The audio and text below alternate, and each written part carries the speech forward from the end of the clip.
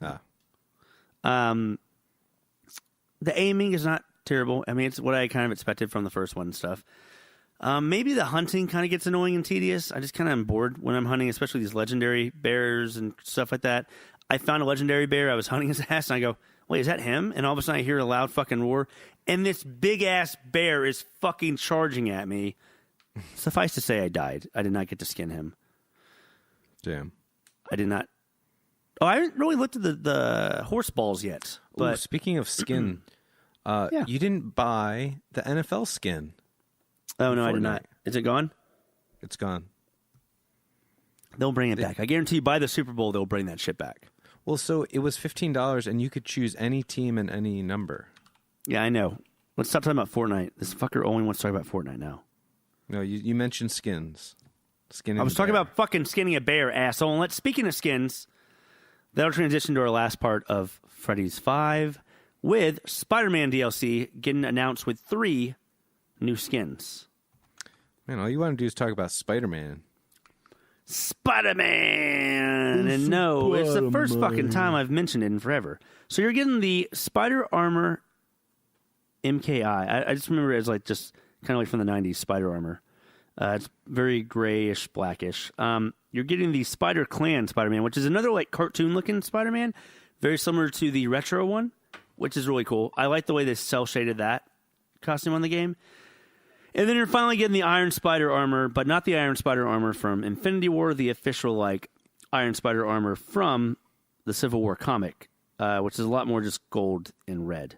My thing is, I don't know if that comes with a separate set of spider arms that match that Iron Spider suit. I haven't seen that yet. But either way, you know, that game is still going with some DLC. I mean, what if they had a suit with the spider arms, but they were a soft lady's arms? I'm sorry, when you say soft lady's arms, what do you mean? Like she's not muscular, she's kind of like, just has like, it's very soft skin and stuff. Yeah, like she could cradle a baby. Clearly it's ladies' arms. And why do you know that it's ladies' arms? I mean, if you did like a gender blood test or something. Yep, I just stumped you on that one because you didn't want to come off as being inappropriate, so you didn't know how to answer that question. I stumped you. I fucking stumped you, bitch. Anyway, no, I don't want them to have real people's arms coming out of Spider-Man. What the fuck is the matter with you, dude? Don't question me. I don't know. That's it for Freddy's 5. What a fucking anticlimactic way to end Freddy's 5 with woman arms, woman. And a surprise Freddy's Fortnite 5 to follow Freddy's 5. No, we're not fucking doing this Fortnite. Week on Fortnite. We're not doing anything with Fortnite. That game has been talked about enough. Are you still trying to? It's like you're just preaching to the choir now. Well, they've heard it. They don't. What's the choir? The choir are the genies listening. Are they singing? What's going on? It was more of a figure of speech, Fred. Can we move on to Nintendo being assholes again?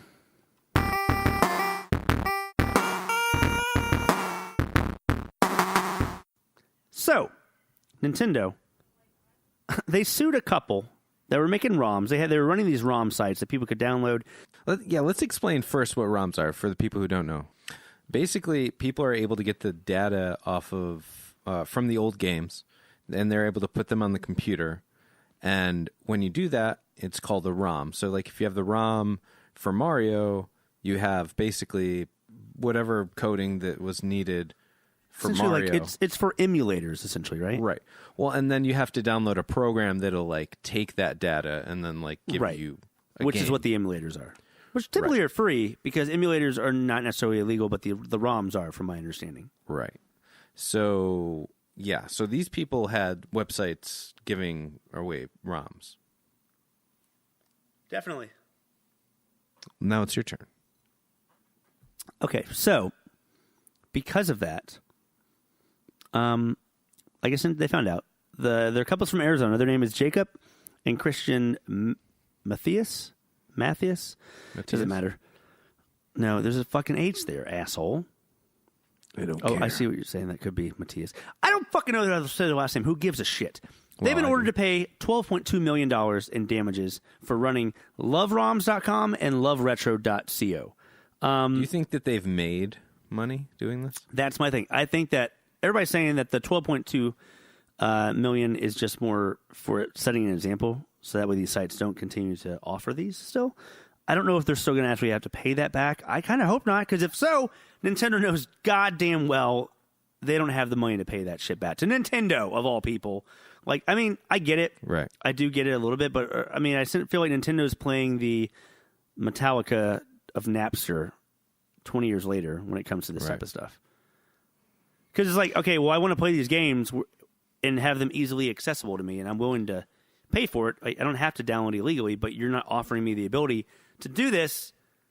So therefore, it's like now we're getting sued for just wanting to have these games we grew up with readily accessible. These games came out fucking decades ago. I'm not defending illegal copyright infringement. I'm just saying, calm the fuck down, Nintendo. 12 million, really? Well, here's the thing.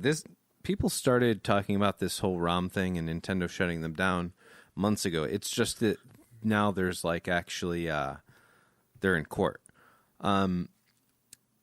From my understanding, they did run ads on these sites. So they did make money. How much money? I don't know. I mean, if Nintendo's suing for $12 million, that must mean that they... That's what they were awarded. I don't know if during the case they asked for that much, but that's what the judge, ordered. So for all we know, they actually collected a lot of money. And, possibly. That's for products that are not their own. So... I don't know. Either way, I don't know. It's an interesting the whole story. Argument if they made money. That's all. If they didn't, if they were just offering these for free and they didn't make any money, then yeah, Nintendo. You need to calm down. This is another in a long line of Nintendo being cocksuckers when it comes to copyright stuff. Do you remember what I mean? We talked about that. Those awesome arcades in Japan getting shut down because they were even selling like plush dolls based off of Mario. Really, like. Come on, guys. If you're not fucking creating these, then, do us a favor and fuck the fuck off. That's just me. I get from a profitable standpoint, but you don't see Xbox getting this fucking specific when it comes to copyright. Yeah, you do. With what? Give me an example. PlayStation, Sony, they're not doing the same things with their properties. Yeah, they want to make sure they'll sue anybody that's illegally, using it or stealing money from certain games that have microtransactions or something. I get that. But, I mean, calm the fuck. I get it. I guess I do. I get it with the ROMs. But it just brings me back to Nintendo being buttholes about... Why do I say fucking buttholes? I feel like it's funny now that when I don't curse because I'm such an asshole. But... You stop cursing? For a second. Anyway, I just think that Nintendo needs to calm the fuck down and shut the fuck up when it comes to all their lawsuits regarding copyright. We had enough of that last week. Yeah, we did. Ryan, you want to hiss with the song, or maybe no? He didn't. He's not. Yeah, he's not. Okay, yeah. I get it. No. Yeah. No more CES. Yeah, okay, I get it. Anyway, Nintendo, they did their thing. That's kind of the end of it. Yeah. Do you understand? I know we talked about it, so we were moving the fuck on? You have nothing else to say? Yeah. You look like shit. You smell like shit. I do not. Sometimes if I if I roll around and poop. Next topic.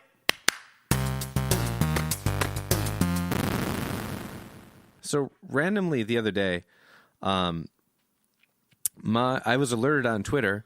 Xbox is going live. So I turned it on. I was actually getting ready for work. So please tell me you knew this was coming, though.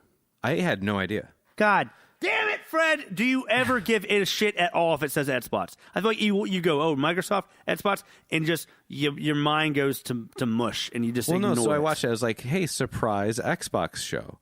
It wasn't a surprise, but okay. Well, I mean, you saw the people in the audience. You saw the production value of it. It wasn't a fucking surprise. They announced it a long time ago. I feel like this was like a secret. It was not. It was not. Well, I have to say, there were a lot of cool announcements. However, it seemed a little bit, a bit staged. So, I mean, so really, it's a staged, motherfucker. Yeah, it was planned. It's no, but Microsoft. I mean, there were a lot of the crowd was just constantly cheering and wooing and chanting, and it was like, okay, like they need to see the STFU. Right, we were like, we get it. Like, Xbox is better than what it gets credit for, but you don't have to pretend that, everyone's that. They might not have been pretending. They might have just found the most, I mean, the people that are going to XO18 are probably pretty dedicated. Drinking a lot of Mountain Dew. Drinking a lot of the Kool-Aid from Xbox, yeah. Well, so my thing is, there was some good stuff announced. Then there was some stuff that we will get to in a second. I was like, why are you fucking talking about this? You have nothing else to talk about? Okay, first and foremost. What do you mean? Tell me. Let's start with that. Okay, well, they had a lot of stuff for third-party games.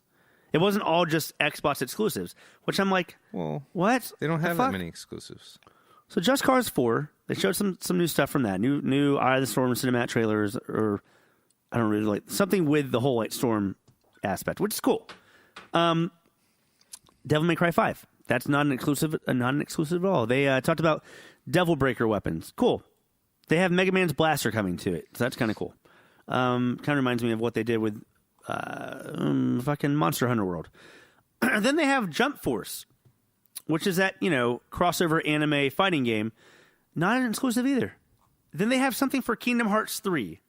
Again, not exclusive. So I'm like, Xbox is showing so much stuff, which is cool. It's new footage for these games that we're excited about. But it's not fucking exclusive to Microsoft. So why does that make me excited for Xbox? That's how I feel about it. I know there's a lot of stuff coming out in the future, and that's what we're going to get to in a minute, is more the future of Microsoft. But do we have to just wait another year or two before these games that are going to be exclusive start finally getting revealed and stuff? Or else, why even hold these XO18? I mean, they still give a lot of insight into like what they as Xbox are doing. I think a lot of that stuff was like Game Pass stuff, because Game Pass is in a very unique place right now where I will say I love Game Pass. I think that Xbox is one of the only ones in the market that has something like that, and it's brilliant. It's great. They need to market it as much as they can, which clearly they are doing. So that's a positive I will take from this. Well, the best thing about Game Pass is that it really is a huge value. Right. And it gets sales out of people who might not normally buy games maybe at full price. Or maybe not even buy a game a month. These people might only buy games a couple times a month. So you're getting $10 out of people every month, which means you're getting over $100 from them every year if they keep it for the whole year. But they're also getting awesome content on top of that. And this content is only available while you are subscribed to this service, which is fine. I think it's great. It's a win-win for people. I think it's fair because you're getting games like like Horizon. Yeah, I got Horizon, Forza Horizon. God damn it! I almost called it Horizon Forza Dawn. I got Forza Horizon the day it came out, and it was great. And I played the shit out of it. Sea of Thieves did the same thing. State of Decay 2, fucking disappointment. But either way, a lot of these games are exclusive. Okay, on one hand, I appreciate because they were talking about State of Decay 2 and all the things they're adding to it. One hand, I appreciate that they realized people spent money on this game and they want to turn it into more of a positive thing because it didn't really get a great reception. But like another part of me is like, fuck, give it up on certain things. Like spend that money more wisely. Like State of Decay 2 is never probably going to be good. No, but I was so excited, but I feel like they kept the same engine and buggy gameplay mechanics from the first one, which I was able to overlook because it was a surprise, like $15 game of the summer from Xbox Arcade. That was also 5 years ago. So I'm like, come on, guys. Yeah. But yeah. In any case. Well, no, so I want to go over some of the good things. Yeah, exactly. Because there was a lot of good. Yeah, the first is Microsoft announcing they're acquiring Obsidian and InXile Entertainment. Now, this is a big deal because Obsidian is known for making games such as South Park: The Stick of Truth, Fractured But Whole, Star Wars: Knights of the Old Republic 2, and Fallout New Vegas. A huge game. Yeah, and so is Fallout New Vegas. That's great. InXile, is known for making Wasteland 2, which is the original Fallout. The upcoming Wasteland 3. So what I say when I mean that is that Wasteland 2 was the sequel to Wasteland 1, which became Fallout, and it's played very similar to the Wasteland 1. So again, RPG-based developers right now. So that is a big deal. They have now I think, 13 acquired studios over the last year. including Ninja Theory, Undead Labs, which made State of Decay 2. Maybe they can